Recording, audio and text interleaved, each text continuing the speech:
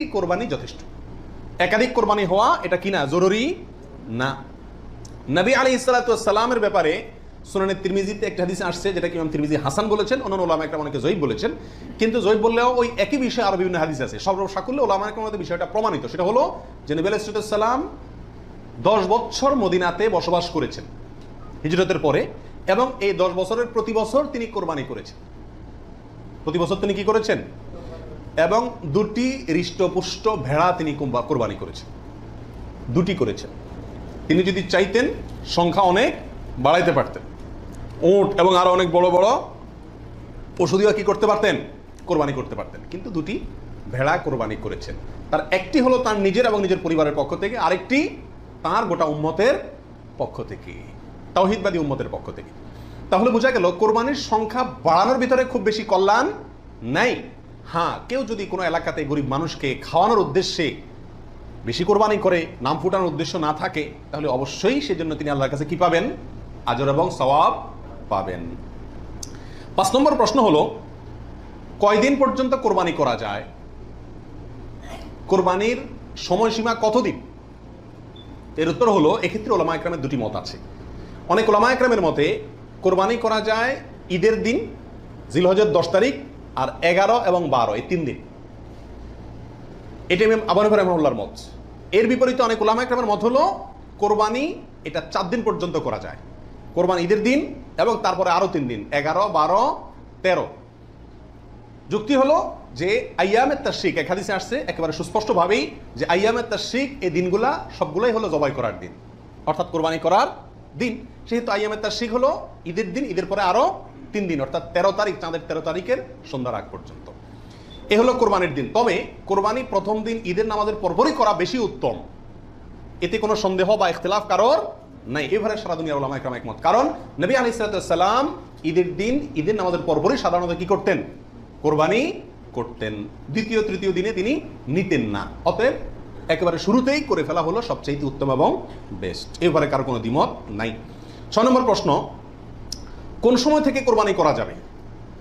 উত্তর হলো, ঈদের নামাজ যখন পড়া হবে, যেই এলাকাতে গরুটা জবাই হবে ওই এলাকাতে যখন ঈদের নামাজ শেষ হবে, ঈদের নামাজ শেষ হওয়ার পরপরে কি করা যাবে? কোরবানি করা যাবে। আরেক এলাকাতে ঈদের নামাজ শেষ হয়েছে, সেজন্য আপনার এলাকাতে আপনি কি করবেন না? কোরবানি করবেন না। আপনার এই পশু যারা কোরবানি করবে তারা ঈদের নামাজ পড়ার পরপরে কি করতে পারবেন? কোরবানি করতে পারবেন। এ হলো কোরবানির সময়। এরপরে আসি 7 নম্বর প্রশ্ন, রাতে কি কোরবানি করা যাবে? এই প্রশ্নের উত্তর হলো, রাতে কোরবানি করাকে উলামা একরাম মাকরুহ বা অপছন্দনীয় বলেছেন। তার কারণ হলো, কোরবানি একটা আল্লাহর গুরুত্বপূর্ণ বিধান। এখানে পশুর রগ নির্দিষ্ট সংখ্যায়, নির্দিষ্ট রগগুলো কাটা যেতে হবে। রাতে করলে অন্ধকারে সেগুলো কম বেশ হয়ে যেতে পারে। এই আশঙ্কায় দিনের বেলায় করা উত্তম এবং রাতের বেলায় মাকরুহ বলেছেন। তবে যদি পর্যাপ্ত আলোর ব্যবস্থা থাকে এবং এরকম কোনো ভুল হওয়ার আশঙ্কা না থাকে, তাহলে রাতেও কোরবানি করা যাবে, অর্থাৎ এই দিনগুলোতে আর কি, যে দিনগুলোতে করা যায়। এরপরে আসি 8 নম্বর প্রশ্ন, কোন কোন পশু দিয়ে কোরবানি করা যাবে? আপনি হাঁস মুরগি দিয়ে কোরবানি দিলে কোরবানি হবে কিনা? তো এর উত্তর হলো, বড় পশুর ভিতরে 3 ধরনের পশু আর ছোট পশুর ভিতরে 3 ধরনের পশু, এগুলো দিয়ে কি করা যাবে? কোরবানি দেওয়া যাবে। বড় পশুর ভিতরে কোরবানি দিতে পারবেন উট, গরু, মহিষ, এগুলো দিয়ে। মহিষ দিয়ে দিতে পারবেন কিনা এটা নিয়ে উলামা একরামের ভিতরে সামান্য ইখতিলাফ আছে। অনেকে মহিষকে গরুর অন্তর্ভুক্ত করেছেন, অনেকে করেন নাই। যার কারণে যারা করেছেন তারা বলছেন করা যাবে, যারা করেন নাই তারা বলছেন করা যাবে না। এই জন্য একান্ত অনন্য উপায় না হলে সেদিকে না যাওয়াই ভালো, ইখতিলাফের দিকে। আর ছোট পশুর ভিতরে 3টা, দুম্বা, ছাগল এবং ভেড়া, এগুলো দিয়ে কি করা যাবে? কোরবানি করা যাবে। এছাড়া অন্য কোনো পশু দিয়ে, এই গৃহপালিত পশু ছাড়া আপনি হরিণ দিয়ে অথবা অন্য কোনো হালাল পশু যেটা গৃহপালিত না, সেটা দিয়ে কি করা যাবে না? কোরবানি দেওয়া যাবে না, দিলে কোরবানি হবে না। 9 নম্বর প্রশ্ন হলো, গাভী এবং ষাঁড় উভয়টা দিয়ে কোরবানি দেওয়া যাবে? কি বলেন? গাভী এবং ষাঁড় 2টা দিয়ে কোরবানি দেওয়া যাবে? যাবে। গাভী দিয়েও দেওয়া যাবে, ষাঁড় দিয়েও দেওয়া যাবে। 10 নম্বর প্রশ্ন হলো, পশুর বয়স কত হতে হবে? কত বছর বয়স হলে আপনি সেই পশু দিয়ে কি করতে পারবেন? কোরবানি দিতে পারবেন। এর উত্তর হলো, পশু যদি হয় সবচেয়ে বড় পশু অর্থাৎ উট, তাহলে সেক্ষেত্রে সেটার বয়স হতে হবে কমপক্ষে 5 বছর। কত বছর? 5 বছরের নিচে যদি ওটার বয়স থাকে, ওইটা এমনি জবাই করতে খাইতে পারবেন, কিন্তু কোরবানি হিসাবে কি করতে পারবেন না, জবাই করলে ওটা কোরবানি আদায় হবে না। গরু যদি হয় তাহলে সেক্ষেত্রে তার বয়স হইতে হবে কমপক্ষে 2 বছর। আর ছাগল, দুম্বা, ভেড়া এগুলো যদি হয় তাহলে তার বয়স হইতে হবে কমপক্ষে 1 বছর। তাহলে ছোট পশুগুলা 1 বছর, গরু 2 বছর, ওট 5 বছর। ছোট পশুর মধ্যে আবার দুম্বা, ভেড়া এগুলো যদি 6 মাসের বয়স, 7 মাস, 8 মাসের বয়সেরটা দেখতে 1 বছরটার মতো বড় দেখা যায় তাহলে চলবে, কিন্তু ছাগলের ক্ষেত্রে পরিপূর্ণ কি হইতে হবে? 1 বছর হওয়া লাগবে। 11 নম্বর প্রশ্ন হলো, দাঁত দেখে বয়স নির্ধারণ করে আমাদের দেশে, এটা কি ঠিক নাকি বেঠিক? কি বলেন আপনারা? এটা ঠিক। কারণ হলো পশু বিশেষজ্ঞ যারা আছেন, পশু সম্পর্কে যারা ভালো বুঝেন, পশু লালন পালনে যারা দক্ষ, অভিজ্ঞ, তারা পশুর গালের ভেতরকার বিশেষ ধরনের দাঁত যখন একটা বের হয় তখন বুঝেন এটা 1 বছর হয়েছে, 2টা বের হলে বুঝেন 2 বছর হয়েছে, এবং এটা অভিজ্ঞতা দ্বারা মোটামুটি প্রমাণিত, প্রতিষ্ঠিত, যার কারণে ওইটার উপরে নির্ভর করে বছর নির্ধারণ করা, নির্ণয় করা কি আছে সঠিক। তবে কোনো পশু যদি নিশ্চিতভাবে জানা যায় তার বয়স 1 বছর, 2 বছর বা যেই পরিমাণ বয়স হওয়া দরকার সেই পরিমাণ বয়স হয়েছে কিন্তু দাঁত উঠে নাই, তবুও সেটা দিয়ে কি দেওয়া যাবে? কোরবানি দেওয়া যাবে। দাঁতটা মেইন না, মেইন হলো বয়সটা ওই পরিমাণ হয়েছে কিনা। ওই বয়সে হওয়ার পরও কি থাকতে পারে? দাঁত নাও থাকতে পারে। এরপরে আসি 12 নম্বর প্রশ্ন, ত্রুটিযুক্ত পশু দিয়া কোরবানি দিলে কি কোরবানি হবে? ত্রুটিযুক্ত পশু, একটা পশুর ভিতরে কোনো দোষ আছে, ত্রুটি আছে, সমস্যা আছে, রোগবালাই আছে, ওইটা এমনি জবাই করে খাইতে পারবেন, কিন্তু কোরবানি দিলে কোরবানি হবে কি না? এর উত্তর হলো কিছু কিছু ত্রুটি আছে, যেই ত্রুটিগুলো থাকলে পশু কোরবানি করলে ওই কোরবানি যথেষ্ট হবে না। আর কিছু কিছু ত্রুটি আছে যেগুলো থাকলেও কি দেওয়া যাবে? ওই ত্রুটি সহকারে কোরবানি দিলে কোরবানি হয়ে যাবে। কোন ত্রুটিতে আপনার কোরবানি দিলে কোরবানি হবে না? একটা হলো ল্যাংড়া হওয়া, এমন ল্যাংড়া যে ল্যাংড়ার কারণে সে পশুর পালের সাথে চললে পিছায় যায়, তাদের সাথে তাল মিলায় ধরে রাখতে পারে না, অথবা জবাই করার জায়গা পর্যন্ত হেঁটে যাওয়ার ক্ষমতা নেই, তাকে ঠেলা নিয়ে যেতে হয়, ছেঁচড়ায় নিয়ে যেতে হয়, শক্তি নেই পায়ে, 1 পা হোক 2 পা হোক, এরকম ল্যাংড়া ঘোড়া যদি হয় তাহলে ওইটা দিয়ে কোরবানি দিলে কি হবে না? যথেষ্ট হবে না, হাদিসে সুস্পষ্টভাবে নিষেধ করা আছে। আরেকটা হলো যে এই পরিমাণ রুগ্ন, অসুস্থ, রোগা, যে রোগার কারণে সে চলাফেরা করতে পারে না, বা ওই যে হাঁটার শক্তি নেই, প্রচন্ড রোগা, দুর্বল, সেটা দিয়ে কোরবানি দিলেও কি হবে না? কোরবানি হবে না। আরেকটা হলো যে অন্ধ, এমন অন্ধ হয়, চোখ কানা অথবা চোখ অন্ধ, অথবা চোখে এমন সমস্যা আছে যে সমস্যার কারণে সে দেখে না, স্বাভাবিকভাবে ঘাস টাস রাখলেও সে বুঝে না কোনটা কি, অথবা ওই জায়গা পর্যন্ত দেখে একা একা যেতে পারে না, উষ্ঠা খায়, তার মানে চোখে বড় সমস্যা আছে, এরকম থাকলে এটা দিয়ে কি হবে না? কোরবানি হবে না। একটা শিং অথবা 2টা শিং গোড়া থেকে উঠে গেছে, একেবারে গোড়া সহ উঠে গেছে, এরকম যদি হয় ওইটা দিয়ে কোরবানি দিলেও কোরবানি হবে না। তবে যদি সামান্য হয়, সামান্য কান কাটা, সামান্য শিং ভাঙা, সামান্য একটু পায়ের সমস্যা, সামান্য একটু অসুখ বিসুখ আছে, এরকম যদি হয় সেগুলো দিয়ে কোরবানি দিলে কি হবে? কোরবানি হয়ে যাবে। অর্থাৎ ত্রুটি যদি ছোট হয় সমস্যা নাই, বড় ত্রুটি যদি হয় তার কারণে কি হবে না? ওই পশু দিয়ে কোরবানি দিলে কোরবানি যথেষ্ট হবে না। 13 নম্বর প্রশ্ন হলো, কেনার পর যদি ত্রুটি দেখা যায় তাহলে কি করবে? আপনি ভালো পশু কিনে নিয়ে আসলেন, কোরবানি করবেন, রেখে দিচ্ছেন, খাওয়াচ্ছেন, হঠাৎ করে দেখা গেল চোখের সমস্যা, যে কোনো কারণে পা ভেঙে গেছে, বড় ধরনের সমস্যা হচ্ছে, তখন কি করবেন? উত্তর হলো, যদি আপনি গরিব মানুষ হন তাহলে সেক্ষেত্রে যেটা আছে ওইটাই জবাই করবেন। আর যদি আপনার সামর্থ্য থাকে তাহলে সেক্ষেত্রে আপনার ওইটার বদলে আরেকটা পশু কিনে সেটাকে কি করবেন? কোরবানি করবেন। এরপরে আসেন 14 নম্বর প্রশ্ন, কোরবানির দিন হাঁস মুরগি জবাই করা জায়েজ আছে কিনা? আমাদের দেশে অনেকেই গ্রামের দেশে বলেন যে কোরবানির দিনগুলোতে, ঈদের দিনে কি করা যায় না? হাঁস মুরগি জবাই করা যায় না। আসলে কতটা সঠিক? উত্তর হলো এটা সম্পূর্ণ ভিত্তিহীন, বানোয়াট কথা। এর কোনো গ্রহণযোগ্য ভিত্তি ইসলামী শরিয়াতে নাই। বরং কোরবানি ঈদের দিনে কেউ চাইলে হাঁস বা মোরগ কি করতে পারবে? জবাই করতে পারবে। তবে যদি এটাকে কোরবানির নিয়তে করে যে আমার তো গরু ছাগল দেওয়ার সামর্থ্য নাই, আমি মুরগি দিয়েই দিলাম কোরবানি, তাহলে সেক্ষেত্রে এই জবাই কি হবে না? জায়েজ হবে না, কারণ এই পশু দিয়ে কি হবে না? কোরবানি হবে না। এমনি গোশত খাওয়ার জন্য যদি জবাই করে তাহলে ঈদের দিনেও জবাই করাতে কোনো সমস্যা নাই। 15 নম্বর প্রশ্ন হলো, কোরবানির পশু এটা দেখায় বেড়ানো, প্রদর্শন করে বেড়ানো, এটা কি জায়েজ আছে কিনা? আজকাল কোরবানির পশু কেনার পরে মহল্লাতে, গ্রামে, পাড়াতে, আশেপাশে একটা চক্কর মোটামুটি দেয় না? দেয় না? শুধু দেয় না, আপনার ওইটার গলায় একটা মালা লাগায়, হ্যাঁ, পারে না একটা সাইনবোর্ড লাগায় দেয় কার এটা সেটা, এবং তারপরে ওই গরুকে নিয়ে পুরো এলাকাতে ঘুরায়, এরপর বলে যে এটা কার গরু, বলে অমুকের গরু।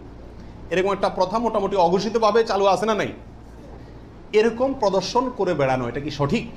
এর উত্তর হলো না। এই প্রদর্শনটা সাধারণত হয়ে থাকে জাহির করার জন্য, সবাইকে দেখানোর জন্য।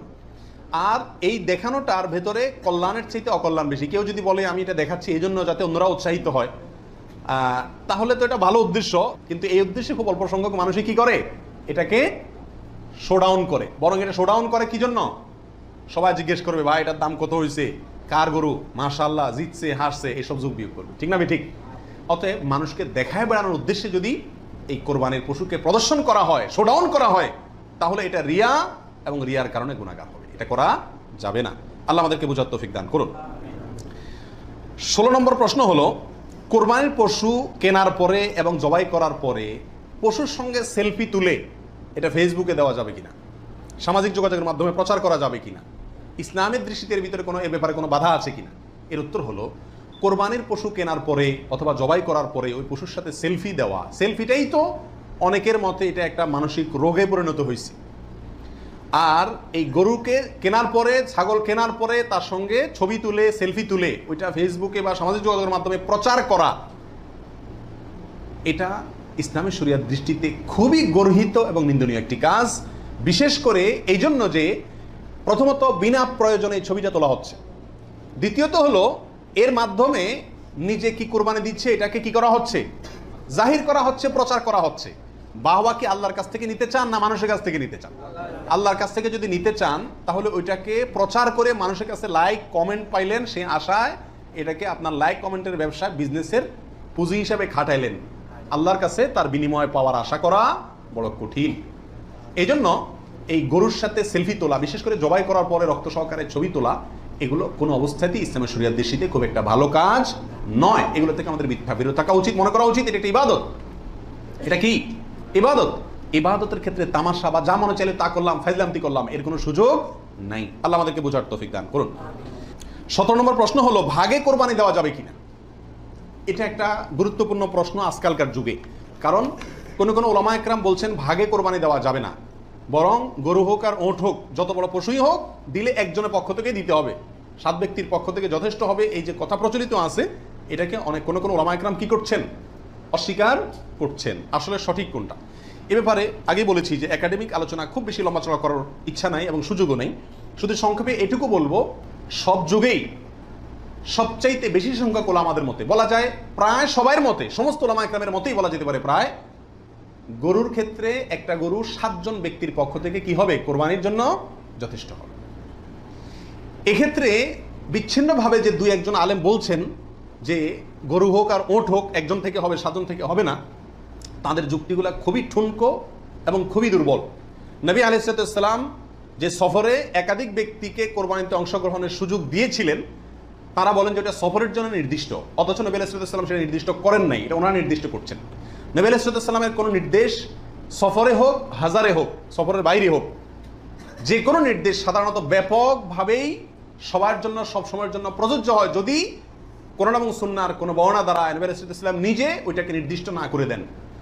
তিনি সফরে যদি কোনো নির্দেশ করেন, ওই সফরের বাইরের জন্য সেটা কার্যকর হবে কি হবে না? যদি কেউ সফরের জন্য নির্দিষ্ট করতে চায় তাহলে তার জন্য পৃথক দলিলের প্রয়োজন। বিধায় এটাই হলো বেশিরভাগ ওলামা একরামের মত। বিচ্ছিন্নভাবে কোনো আলেমের মত থাকতে পারে, কিন্তু সে 1-2 জন আলেমের কথা না শুনে সংখ্যাগরিষ্ঠ ওলামা একরামের মতের উপর আমল করবেন। গরুর ক্ষেত্রে 7 জনের পক্ষ থেকে যথেষ্ট হবে। তবে একটা কথা এখানে বলতেই হবে, সেটা হলো উত্তম হলো একাকি দেওয়া, ভাগে না দিয়ে কি দেওয়া, একাকি দেওয়া। এক্ষেত্রে কারোর কোনো দ্বিমত নাই, একাকি দিতে পারলে সেটা সবচেয়ে বেস্ট এবং ভালো। 18 নম্বর প্রশ্ন হলো, পরিবারের সব সদস্য বা একাধিক সদস্য যদি সামর্থ্যবান হয় তাহলে সবাই দিবে নাকি গোটা পরিবারের পক্ষ থেকে একজন দিলেই চলবে? নবী আলাইহিস সালাম থেকে এক্ষেত্রে একটা হাদিস বর্ণিত হয়েছে, যেটা একটু আগে আপনাদেরকে শুরুতে আমি শুনেছি, মুসনাদ আহমদে বর্ণিত হয়েছে এবং আরো অনেক হাদিসের কিতাবে কাছাকাছি হাদিস বর্ণিত হয়েছে। নবী আলাইহিস সালাম বলেছেন যে প্রত্যেক পরিবারের উপরে একটি কোরবানি জরুরি, প্রত্যেক পরিবারের উপরে উযহিয়াতুন, একটি কোরবানি জরুরি, আলা কুল্লি আহলি বাইতিন, এই ধরনের শব্দ তিনি ব্যবহার করেছেন, প্রত্যেক পরিবারের উপরে। এই হাদিস থেকে বোঝা যায় কোরবানি এটা এক পরিবারে একাধিক সদস্য যদি হয় সামর্থ্যবান, তথাপি যিনি মূল কর্তা তিনি দিলেন তাহলে সবার পক্ষ থেকে হয়ে যাবে। এর বিপরীতে ওলামা ইকরামের আরেকটি মত আছে, যেটা ইমাম আবু হানিফা রাহিমাহুল্লাহর মত, সেটা হলো কোরবানি পরিবারের একাধিক সদস্য যদি সবাই যদি সামর্থ্যবান হয় তাহলে প্রত্যেকের পক্ষ থেকে দিতে হবে। ওনার যুক্তি, উনি বলেন নবী আলাইহিস সালামের ওই হাদিস, যে হাদিসে তিনি বলেছেন যার সামর্থ্য আছে আর কোরবানি দেয় না সেজন্য ঈদগাহে না আসে। এখানে যার সামর্থ্য আছে প্রত্যেক ব্যক্তিকেই সামিল করে এই নির্দেশনা। বিষয়টা গবেষণামূলক, উভয় পক্ষেরই দলিল এবং যুক্তি আছে। তো এক্ষেত্রে সতর্কতামূলক মত যদি অবলম্বন করি আমরা, তাহলে প্রত্যেকেরই যার যার সামর্থ্য আছে তার পক্ষ থেকে করা যেতে পারে, এবং করলে সমস্যা হবে এটা কারোর মতেই নাই। 19 নম্বর প্রশ্ন হলো, 7 ভাগের নিচে হলে কোনো সমস্যা আছে কিনা গরুতে? একটা গরুতে ধরেন 5 জন মিলে দিলেন, 4 জন মিলে দিলেন, 3 জন মিলে দিলেন, 6 জন মিলে দিলেন, 7-এর নিচে হলো, এটা কি যথেষ্ট হবে না কোনো সমস্যা আছে? এর উত্তর হলো কোনো সমস্যা নাই। আমাদের দেশে অনেকে মনে করেন যে গরু দিলে 7 পুরা করতে হবে, এই জন্য যখন 7-এর সংখ্যা না পায় তখন এবার খুঁজে খুঁজে অনেক মৃত মানুষকেও যোগ করে, যেভাবে হোক কি করতে হবে, 7 পুরা করতে হবে। বিষয়টা এরকম না। কোরবানির গরুতে সর্বোচ্চ 7 পর্যন্ত দেওয়া যায়, 3 জন, 2 জন, 7 জন, 5 জন, 6 জন, যে কোনো সংখ্যায় 7-এর নিচে থাকলেই কোরবানি দেওয়া যাবে। এরপরে আসেন 20 নম্বর প্রশ্ন হলো, অমুকের নামে কোরবানি দেওয়া, তমুকের নামে কোরবানি দেওয়া, 7 নামে, 3 নামে, 5 নামে, এরকম একটা কথা সমাজে প্রচলিত আছে। এই কথাটা বলাটা সঠিক কিনা? এর উত্তর হলো না, এটা সঠিক না, এই কথাটা ভুল। কিন্তু এই ভুলটা এমন ভুল না যে ভুলের কারণে বড় ধরনের গুনাহ হয়ে যাবে, কারণ এটা বলার ভুল, এভাবে বলাটা উচিত না। কারণ কোরবানি হবে মূলত আল্লাহ সুবহানাহু ওয়া তাআলার নামে, অতএব 5 নামে, 4 নামে, 3 নামে, 7 নামে কোরবানি হয় না। নাম শুধু একটাতেই হয়, সেটা হলো বিসমিল্লাহ, আল্লাহর নাম, ঠিক না ঠিক? অতএব এই কথাটা বলার ভুল। এখানে বলতে হবে 7 জনের পক্ষ থেকে, 3 জনের পক্ষ থেকে, বা 3 শরিক, 5 শরিক, 5 শেয়ার, 5 ভাগ, এভাবে বলা যেতে পারে। কিন্তু বা অমুকের পক্ষ থেকে, তমুকের পক্ষ থেকে, এভাবে বলা যেতে পারে, কিন্তু অমুকের নামে, তমুকের নামে এভাবে বলাটা উচিত নয়। যদিও এখানে কেউ এই উদ্দেশ্যে বলে না যে আল্লাহর সাথে শরিক করে 3 জনের নামে দিচ্ছি, এরকম কেউ উদ্দেশ্য নেয় না, সেজন্য এটা কি হবে না, শিরকে পৌঁছাবে না। তারপর এভাবে না বলাই উচিত এবং উত্তম, নিরাপদ। 21 নম্বর প্রশ্ন হলো, নারী বুড়ি এটা অনেক সময় নিজেরা সাফ করতে কষ্ট হয় বা পারে না, তখন কাউকে দিয়ে সাফ করায়, সাফ করানোর পরে বলে সাফ করে দিবা, তুমি অর্ধেক নিবা, আমাদেরকে অর্ধেক দিবা। এরকম হয় কি হয় না? তাকে নারী বুড়ির অংশ দিলেন অথবা পশুর গোশতের অংশ দিলেন, এটা জায়েজ আছে কিনা? প্রাসঙ্গিকভাবে আরেকটি কথা প্রশ্ন চলে আসে, সেটা হলো যে কসাই যখন পশুকে বানায়, তো বানানোর পরে তাকে টাকার সাথে কিছু গোশত দেওয়া হয়, এবং অনেক সময় দেখা যায় যে বানানোর যে বাজার রেট, তার যে মজুরি, এটা তাইতে অনেক কমে রাজি হয়ে যায় কসাইরা। কেন? কারণ তারা জানে গোশত 5 কেজি দিলেই তো 2-2.5 হাজার টাকা এসে গেল, অতএব এক্ষেত্রে যদি আমাকে টাকা একটু কমও দেয় অসুবিধা নাই। এই ভুলটা ঘরে ঘরে হয়ে থাকে। কোরবানির পশু যারা বানায় সে কসাইদেরকে গোশত দেয় না, এমন মানুষ সারা বাংলাদেশে খুঁজে কয়জন পাওয়া যাবে আমার সন্দেহ আছে। কোরবানির মধ্যে সবচেয়ে বড় দাগের ভুলগুলোর ভিতরে এটা অন্যতম। এইভাবে যদি কেউ করে তাহলে এটা বড় ধরনের ভুল। কোরবানি হওয়া না হওয়া নিয়ে টান দিবে। নবী আলাইহিস সালাম পরিষ্কার ভাষায় বলেছেন যে তোমরা কসাইকে, জাজ্জারকে কোরবানির পশুর কোনো কিছু দিবা না, তাকে আলাদা টাকা দিবা, তার মজুরি যেটা সেটা দিবা। কেন তাকে পশুর কিছু দেওয়া যাবে না? এই জন্য দেওয়া যাবে না যে এই পশুটা আপনি জবাই করছেন কার জন্য? আল্লাহর জন্য। এটার মালিক কে? মূলত আল্লাহ। যেহেতু আল্লাহ খায়ও না পরেও না, আল্লাহর জন্য কিছু দিলে আল্লাহ বলেন আমার পক্ষ থেকে গরিবকে দিও, এটা হলো আল্লাহ সিস্টেম। কিন্তু কোরবানির ক্ষেত্রে শুধু ব্যতিক্রম, আল্লাহ বলেছেন ঠিক আছে আমার জন্য দিছ, সবকিছুই গরিবকে দিতে বলি, এটা তোমার খাইতে দিলাম। আল্লাহ আমাকে কি করছেন? খাওয়ার সুযোগ দিচ্ছেন। এখন আমি যদি এটা বিক্রি করি বা কোনো কিছুর বিনিময়ে কাউকে দেই, তাহলে সেটা কি হবে না? জায়েজ হবে না। কোরবানির পশুর গোশত যদি আপনি জাজ্জারকে দেন, কসাইকে দেন, তাহলে কেমন জন্য আপনি তার পরিশ্রমের বিনিময়ে তাকে এই অংশটা তাকে বিনিময় হিসেবে দিলেন, পারিশ্রমিক হিসেবে দিলেন, তাহলে বিক্রি করার মতো হয়ে গেল। এই জন্য কি হবে না? এটা জায়েজ হবে না। কসাইকে শুরুতে সাপ বলে দিতে হবে যে ভাই গোশত পাবা না, কত টাকা নিবা সাপ বলো, তুমি সে আশা করে বসে থাকিও না, 2 টাকা বেশি নাও, কিন্তু আমি তোমাকে গোশত টোস্ত বা কোনো কিছুই দেবো না। তবে হ্যাঁ, কসাই যদি আপনার প্রতিবেশী হয়, আপনার আত্মীয় হয়, অথবা অন্য গরিব মানুষ হয়, অন্য 10 জন গরিবকে যে পরিমাণ দিতেন তাকেও সে পরিমাণ দেন, তাহলে সমস্যা নেই, ওইটা ঠিক আছে। কিন্তু অন্য গরিবদেরকে দেন আধা কেজি করে, তারা দেন 5 কেজি, সমস্যা আছে। কারণ 4.5 কেজি আপনি কেন দিলেন তাকে? কাটছে সেজন্য, এটা বিনিময় হয়ে যাচ্ছে, এই জন্য এটা করা যাবে না। অতএব নারী বুড়িও যদি কেউ সাফ করে, তাকেও কি দেওয়া যাবে না? ওই নারী বুড়ির সাফের বিনিময়ে নারী বুড়ির অর্ধেক বা গরুর কোনো অংশ তাকে দেওয়া যাবে না। সাফ করলে সাফের বিনিময়ে তাকে ক্যাশ টাকা দিয়ে দিবেন। কথা বুঝতে পারছি? নারী বুড়ি যদি দিতে হয় তাহলে গরিব মানুষ হিসাবে দিলেন, সেটা ভিন্ন কথা, কিন্তু এজ এ তার কাজ পারিশ্রমিক হিসাবে কি করতে পারবেন না? দিতে পারবেন না। এটা বড় বহুলের ভিতরে একটা, এবং এটা প্রচুর পরিমাণে মানুষকে সচেতন করা দরকার ব্যাপারে। 22 নম্বর প্রশ্ন হলো, কোরবানির ভাগিদারদের মধ্যে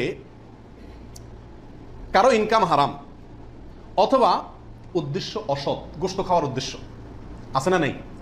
কোরবানি না দিলে ছেলে মেয়েগুলা কার দিকে চেয়ে থাকবে, কোরবানি না দিলে নতুন আত্মীয়, তারা কি বলবে, ব্যয়ের বাড়িতে রান কেমনে পাঠাবো, এরকম অনেক উদ্দেশ্য থাকে কি থাকে না? সারা জীবন দিয়ে আসছি, এবছর না দিলে সমাজে মুখ থাকে না, মানুষ কি বলবে, এই মানসিকতা নিয়ে কোরবানি অনেকে দেন না। এরকম যদি কেউ আপনার ভাগিদারদের মধ্যে, অংশীদারদের মধ্যে থাকে, অথবা কেউ যদি কোরবানি করে তার ইনকাম হারাম, আর সে হারাম ইনকাম থেকেই দেয়, অনেকের হারামও আছে হালালও আছে, সুদও খায় ঘুষও খায়, আবার বেতনও আছে হালাল, তাহলে সেটা ভিন্ন। একজনে কোরবানির পশুতে হারাম ইনকাম ইনভেস্ট করছে, আপনি জানেন, অথবা তার উদ্দেশ্য অসৎ, তাহলে এই পশুতে আপনি এবং আরো যে কয়জন অংশগ্রহণ করবে কারোর কোরবানি হবে না। এই জন্য অংশীদার এবং কোরবানির ভাগই নেওয়ার ক্ষেত্রে বহু হিসাব নিকাশ করে নিতে হবে। যে ব্যক্তি গোশতের ধান্দায় বা অন্য কোনো ধান্দায় করে তাকে ভাগিদার নেওয়া যাবে না। কথা বুঝে আসছে? নিতে হবে যে শুধুমাত্র আল্লাহ সন্তুষ্ট করার জন্য, আল্লাহর সন্তুষ্টির জন্য যে কোরবানি করে তাকে, এবং সরাসরি হারাম টাকা ইনভেস্ট না করে ওই ব্যক্তিকে, যার ইনকাম হালাল, এরকম ব্যক্তিকে ভাগিদার হিসেবে নিতে হবে। আর না হলে ভাগি দেওয়ার দরকার নাই, একা একাই দিতে হবে। আল্লাহ তৌফিক দান করুন। 23 নম্বর হলো রাসূল করিম সাল্লাল্লাহু আলাইহি সাল্লামের পক্ষ থেকে কোরবানি দেওয়া যাবে কিনা। আমাদের দেশে প্রচুর পরিমাণে মানুষ রাসূল করিম সাল্লাল্লাহু আলাইহি সাল্লামের পক্ষ থেকে কি দেয়? কোরবানি দিয়ে থাকে।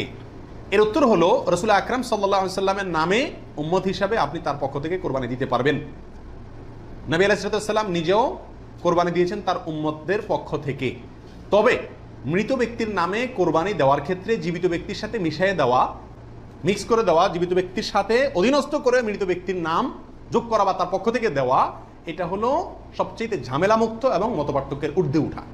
কথা বুঝতে পারছি?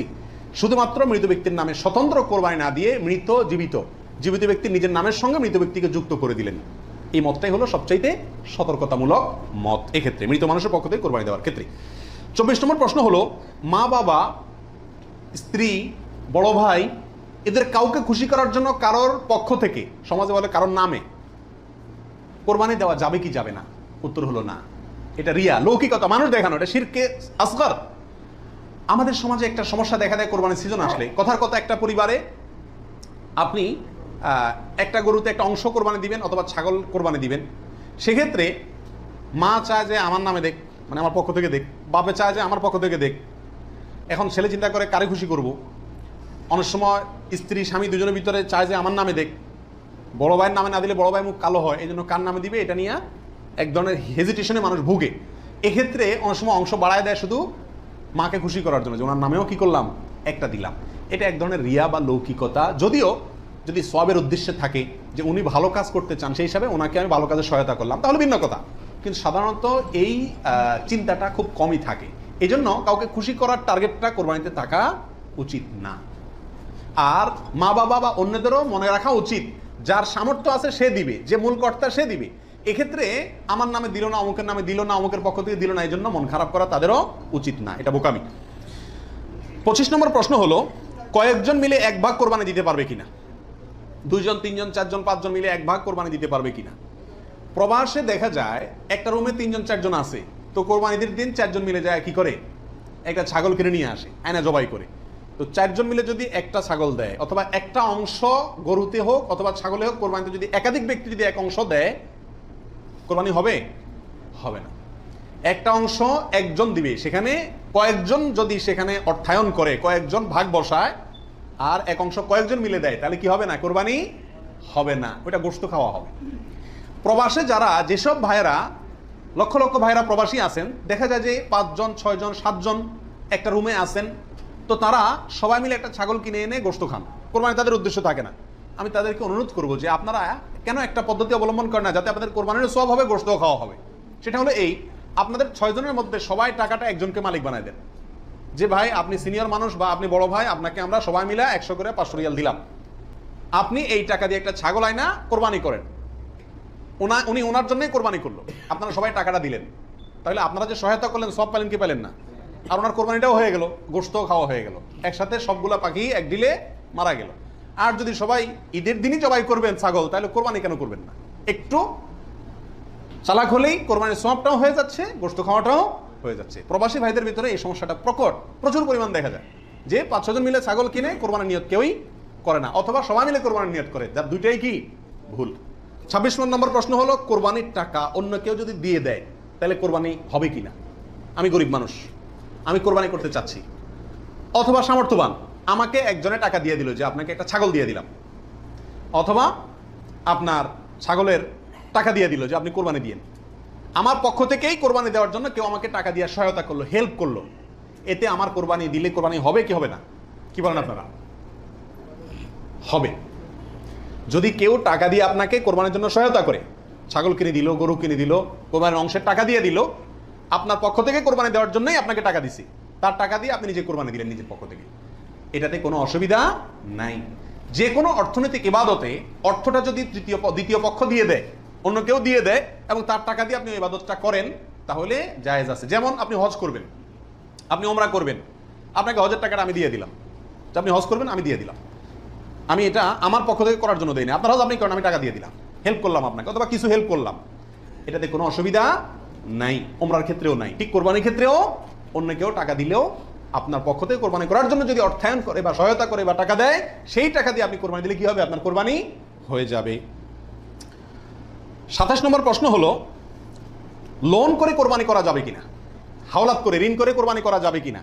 এর উত্তর হলো যাবে, যদি সেই ঋণের টাকাটা দেওয়ার মতো ব্যবস্থা বা ইচ্ছা সদিচ্ছা থাকে, তাহলে ঋণ করেও কি দেওয়া যাবে? ঋণ করে ভালো কাজ করা যায়। 28 নম্বর প্রশ্ন হলো, ঋণগ্রস্ত ব্যক্তির জন্য কোরবানি দেওয়া উত্তম নাকি ঋণ দেওয়া উত্তম? উত্তর হলো ঋণ দেওয়া উত্তম, কারণ কোরবানির চাইতে তার জন্য ঋণের গুরুত্ব বেশি। সে যদি ঋণগ্রস্ত হয়, তার জন্য কোরবানি ইসলামী শরীয়তে তার জন্য কোরবানি না, তার জন্য ঋণ দেওয়া জরুরি। সে ঋণ পরিশোধ করবে, এরপরে টাকা থাকলে কোরবানি দিবে, না থাকলে কোরবানি দিবে না। কিন্তু আমাদের আজকাল অবস্থা হলো, ঋণ থাকলেও আমরা কোরবানি দিই, কারণ না দিলে মুখ রক্ষা হয় না, ছেলে মেয়ে কার দিকে চেয়ে থাকবে, গোশত করতে কে খাবে। অতএব এগুলা কোরবানি না, এগুলা নিছক গোশত খাওয়া এবং ফুর্তি। 29 নম্বর প্রশ্ন হলো, হাজি সাহেবদের জন্য দেশে কোরবানি করা জরুরি কিনা? যারা হজ করতে আসছেন তারা দেশে তাদের পক্ষ থেকে কোরবানি দিতে হবে কিনা? উত্তর হলো না। হাজি সাহেবরা যারা আসছেন তারা হজ করতে এসে হজের পরে তারা দমের শকর দিচ্ছেন, শুকরিয়া স্বরূপ যে দম দিচ্ছেন, যেটাকে আমরা কোরবানি বলি, এখানে দিচ্ছেন, তাদের জন্য দেশে তাদের পক্ষ থেকে আর কোরবানি দেওয়া কিনা জরুরি না। তাছাড়া তারা মুসাফির অবস্থায় মুসাফির ব্যক্তির জন্য কি দিতে হয় না? কোরবানি দিতে হয় না। 30 নম্বর প্রশ্ন হলো, বিয়ের অলিমার গোশত সংগ্রহের জন্য কোরবানি করা জায়েজ আছে কিনা? আমাদের দেশে উল্লেখযোগ্য সংখ্যক বিয়ে হয়ে থাকে কোরবানিদের পরে। আপনারা খেয়াল করবেন, আগদা হয়তো আগে পরে হয়, খাওয়ান দাওয়ানের অনুষ্ঠান হয় কোরবানিদের পরে। আল্লাহ মাফ করুক, কোরবানির সময় তো গরু একটা এমনি জবাই করা লাগে, তো ওই সময় যদি অলিমার অনুষ্ঠানটা বা বৌভাতের অনুষ্ঠানটা করা যায়, তাহলে তো ওই গোশত দিয়েই সারা যায়, গোশতের টাকাটা বেঁচে যায়। যদি কারোর এরকম উদ্দেশ্য থাকে, তাহলে সেক্ষেত্রে তার কোরবানি হবে না। আর যদি কেউ মনে করে যে না, ঈদের পরে সবাইকে পাইতে সুবিধা হয়, সেজন্য ওই টাইমটাতে করতেছি, অথবা আপনার কোরবানি করলাম, অলিমার জন্য আলাদা গরু জবাই করলাম, অথবা আপনার কোরবানির গোশত অলিমার জন্য করি না, আমি অলিমা করলেও একটা গরু দেই, অন্য বছর না থাকলেও একটা গরু আল্লাহর জন্য দেই, এরকম যদি কেউ থাকে তাহলে তার জন্য জায়েজ আছে। আর তা না হলে এই কোরবানির গোশত দিয়ে অলিমা সারা, অনুষ্ঠান সারা, এটা যদি ওই উদ্দেশ্যে করে, তাহলে সেক্ষেত্রে এটা কোরবানি হবে না, বরং এটা এক ধরনের তামাশা হবে কোরবানির নামে। 32 নম্বর প্রশ্ন হলো, কোরবানির সুন্নাহ পদ্ধতি কি, কোন দিকে ফিরে জবাই করতে হবে?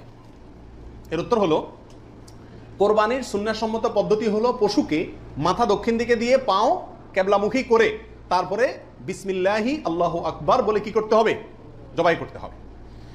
জবাই করার ক্ষেত্রে সাধারণত পশুর কানকে গলার দিকে টেনে ধরলে যে জায়গায় এসে কান থামে, ওই জায়গা বরাবর যদি ছুরি চালানো হয়, তাহলে খুব দ্রুত পশুর জবাই হয়ে যায়, কষ্ট কম হয়, হাঁটি টাটির উপরে যায় না সাধারণত। বাকি এই জায়গাটা ধরে যেখানে হাঁটি নেয় সেখানে ছুরি চালানো এবং পশ্চিম দিকে ফিরিয়ে দক্ষিণমুখী করে করা। যদি কেউ অন্য কোনো দিকে ফিরে করে ফেলে, তাহলেও তার কোরবানি হয়ে যাবে, কিন্তু এটা সুন্নাহর খেলাফ হলো। রাসূল আকরাম সাল্লাল্লাহু আলাইহি ওয়াসাল্লাম থেকে এভাবে কোরবানি করাটাই প্রমাণিত আছে। 32 নম্বর প্রশ্ন হলো, কোরবানির ভাগিদারদের নাম জপা কোরবানির পরে এটা জরুরি কিনা? আপনারা দেখবেন, ভাগিদারে কোরবানি যদি দেয়, তার লিস্ট লিখতে লিখতে অবস্থা খারাপ হয়ে যায়, এবং যিনি কোরবানির পশু জবাই করেন ওই হুজুর নাম নিতে নিতে অবস্থা খারাপ। আল্লাহর নামে এতবার নেয় কিনা সন্দেহ, এতবার ওই ভাগিদারদের নাম নেয়, কারণ ভালো করে নাম নিলে টাকা পাওয়াও, কোরবানি জবাইয়ের টাকা পাওয়াও কঠিন হয়ে যাবে। তো এটা জরুরি কিনা? উত্তর হলো, এটা মুস্তাহাব। কোরবানি করার পরে আল্লাহুম্মা তাকাব্বালহু মিন ফুলান ফুলান ফুলান, আল্লাহ এটাকে অমুকের পক্ষ থেকে নাম ধরে তাদের পক্ষ থেকে কবুল করুন, এরকম বলাটা মুস্তাহাব, উত্তম। রাসূল আকরাম সাল্লাল্লাহু আলাইহি ওয়াসাল্লাম নিজেও বলেছেন, আল্লাহ এটা আমার পক্ষ থেকে কবুল করেন, এটা আমার উম্মতের পক্ষ থেকে কবুল করেন, আমার পরিবার, এটা আমার উম্মতের পক্ষ থেকে। তাহলে এভাবে সবার পক্ষ থেকে কোরবানি যে কজন দিচ্ছে তাদের পক্ষ থেকে কোরবানি হচ্ছে এই কথাটা, এবং তাদের পক্ষ থেকে আল্লাহ কবুল করেন, এটা বলাটা উত্তম, মুস্তাহাব কিন্তু কিনা। কোনো কারণে যদি কেউ বলতে ভুলেও যায়, নিয়ত যেহেতু আছে আল্লাহ জানেন, অতএব কি হয়ে যাবে, কোরবানি হয়ে যাবে। 33 নম্বর প্রশ্ন হলো, শ্বশুর বাড়ি থেকে কোরবানির পশু হাদিয়া নেওয়া জায়েজ আছে কিনা। জোরে সোরে এই কালচারটা ইদানিং ছড়াইতেছে, মানুষের টাকা পয়সাও হয়েছে, এই জন্য ওই মেয়ের বাপের বাড়ির পক্ষ থেকে ছেলের বাপের বাড়িতে গরু পাঠায়, ছাগল পাঠায়। আগে পাঠাইতো রান, কল্লা, গোস্ত। এখন গোস্ত, কল্লা আর রানে জামাইরাও খুশি না, আর বাপ মাও দিয়া সন্তুষ্ট না, এই জন্য পাঠায় ডাইরেক্ট গরু বা ছাগল। এটা জায়েজ আছে কিনা? উত্তর হলো, যদি হাদিয়া হিসাবে দেয়, তাদেরও সামর্থ্য আছে, অভাব নাই, আর এটা লোকচক্ষু ভয়ে অথবা সমাজের মানুষের বলার ভয়ে বা অন্য কোনো কারণে না দেয়, এমনি আসলে হাদিয়া দিছে, তাহলে তো হাদিয়া নেওয়া তো জায়েজ আছে, বরং সুন্নাত। কিন্তু যদি এটা হয় যে না দিলে জামাই কি বলবে, জামাইয়ের মা খোঁচাবে, অমুকরা খোঁচাবে, তমুকরা খোঁচাবে, এসব কারণে যদি দেয়, তাহলে সেটা গ্রহণ করা জামাইয়ের পরিবারের জন্য কি হবে না, জায়েজ হবে না।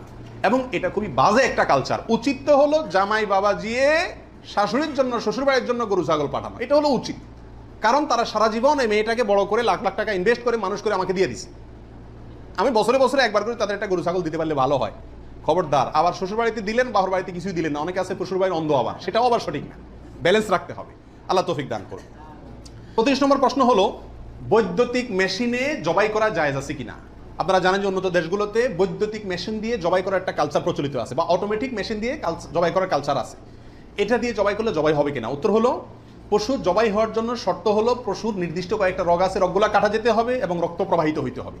যদি কোনো বৈদ্যুতিক শক ইত্যাদির মাধ্যমে পশুকে দুর্বল করে ফেলা হয়, যে দুর্বল করার ফলে অনেক সময় বাঁচে কিনা এটাই সন্দেহ হয়, এরপরে ছুরি চালানো হয়, তাহলে ওই পশু দিয়ে কোরবানি করা জায়েজ হবে না। কারণ যদি দুর্বল বানায় তাকে কি করা হচ্ছে, জবাই করা হচ্ছে, বিধায় এটা জায়েজ নাই। আর যদি ছুরি দিয়ে করা হয় এবং মানুষের হাত না লাগে এবং বিসমিল্লাহ বলা হয়, মুসলমানে সুইচ চালায়, তাহলে সেক্ষেত্রে ছুরি দিয়ে যদি জবাই হয়, কাটা যায়, তাতে কি হবে, কোরবানি হয়ে যাবে ইনশাআল্লাহ, এবং জবাই বিশুদ্ধ হবে। 35 নম্বর প্রশ্ন হলো, জবাইয়ের সময় বিসমিল্লাহ বলতে যদি কেউ ভুলে যায়, তাহলে কি করবে। এর উত্তর হলো, নিজের পশু তো নিজে জবাই করা উত্তম। যারা প্রফেশনাল জবাই করেন মৌলভী সাহেবরা, তারা তো ভুলের কথা না, কারণ তাদের অভ্যাসই আছে। নিজেটা নিজে করতে গেলে ডরে ভয়ে ভুলেও যেতে পারে। যদি কেউ ভুলে যান, ভয়ের কোনো কারণ নাই।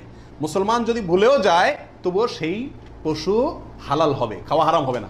ইচ্ছাকৃত যদি কেউ বিসমিল্লাহ না বলে, সেটা ভিন্ন কথা, সেটা সমস্যা আছে। কিন্তু ভুলে যদি বিসমিল্লাহ না বলে, তাতে পশু হালালই থাকবে, হারাম হবে না ইনশাআল্লাহ। 36 নম্বর প্রশ্ন হলো, কোরবানিকারীকে কি চুল, নখ ইত্যাদি কাটা থেকে বিরত থাকতে হবে।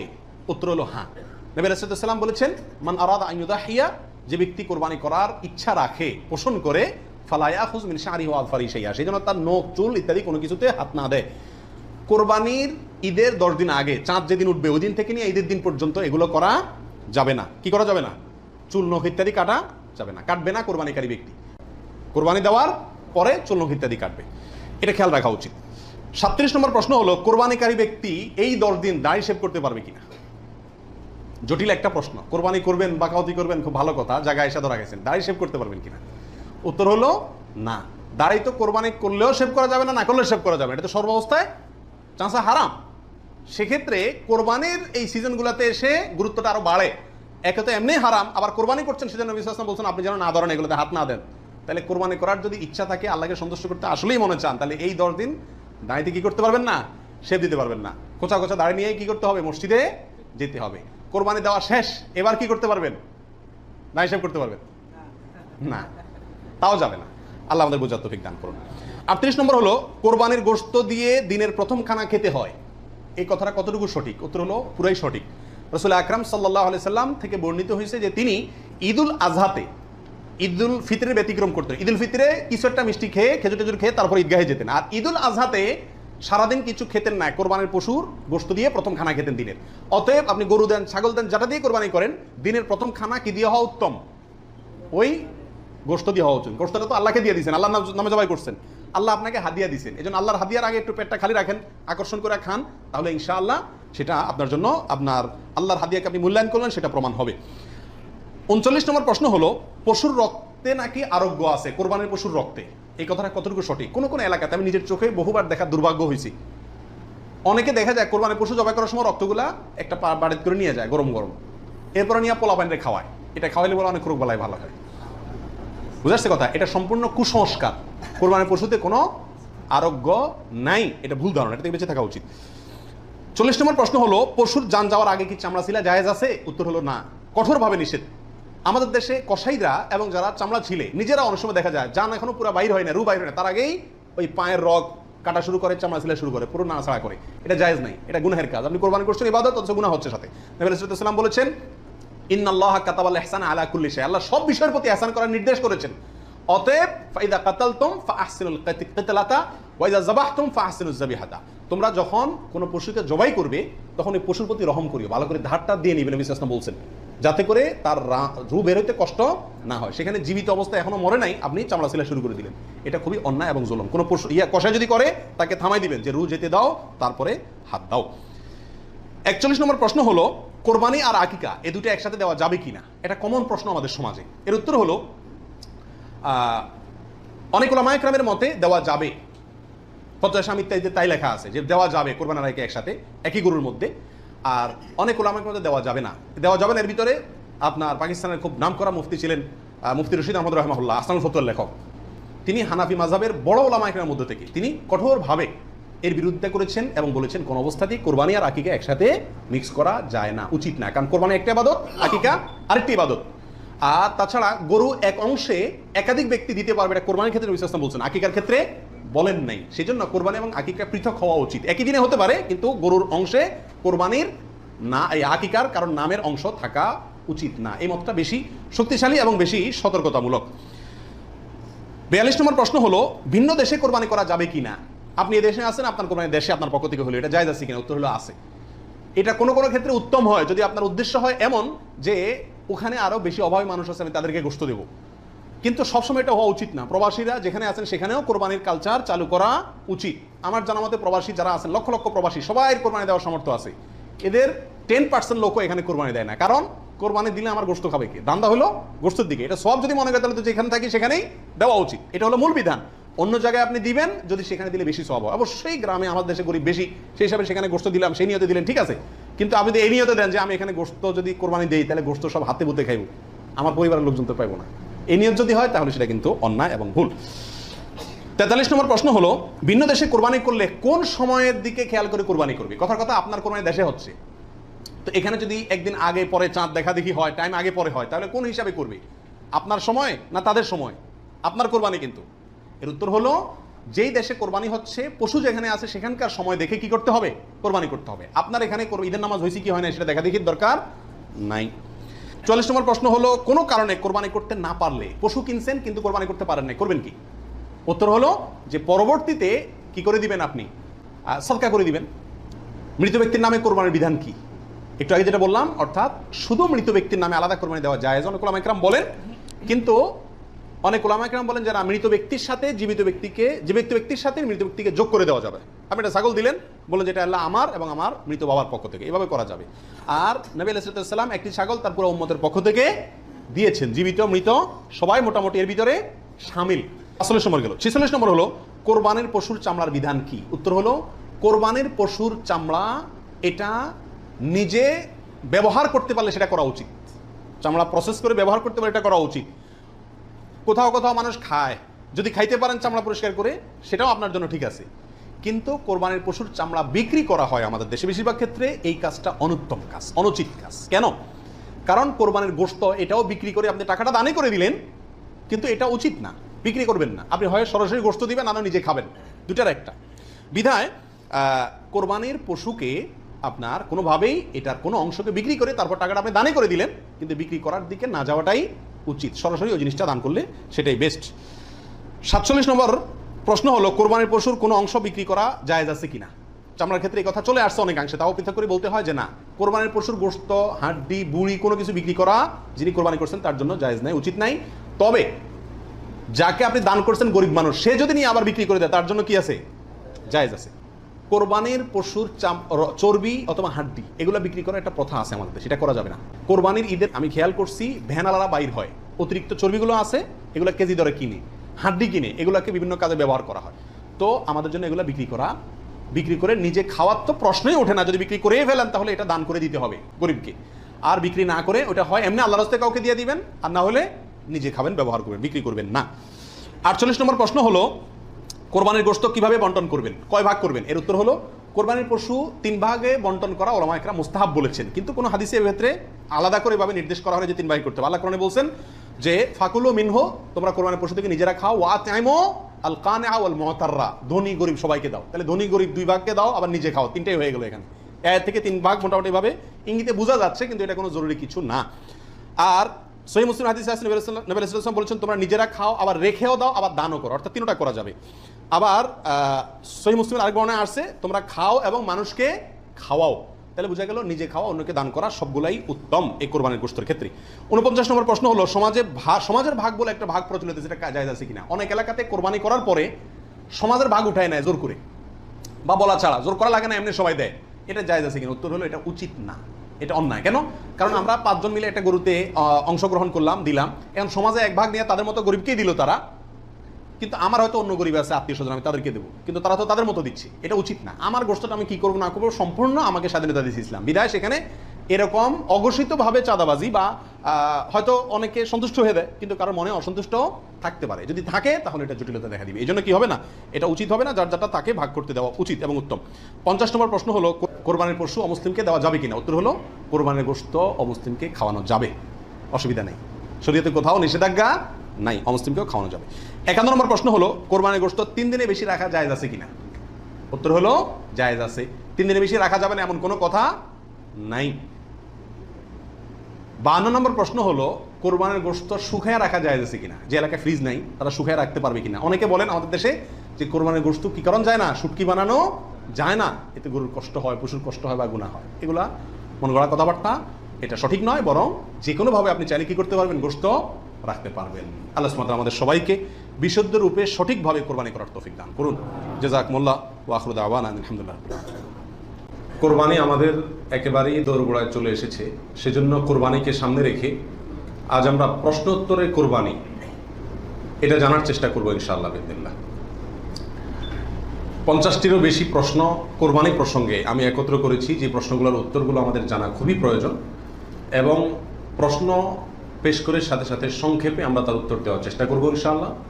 খুব ডিপ বা গভীর ইলমি বা একাডেমিক আলোচনায় আমরা যাব না, সংক্ষেপে শুধুমাত্র উত্তরগুলো টাচ করে যাব, যেন আমরা বিশুদ্ধ রূপে সঠিক উপায়ে জেনে শুনে ভালোভাবে আমাদের কোরবানি আমরা সম্পন্ন করতে পারি।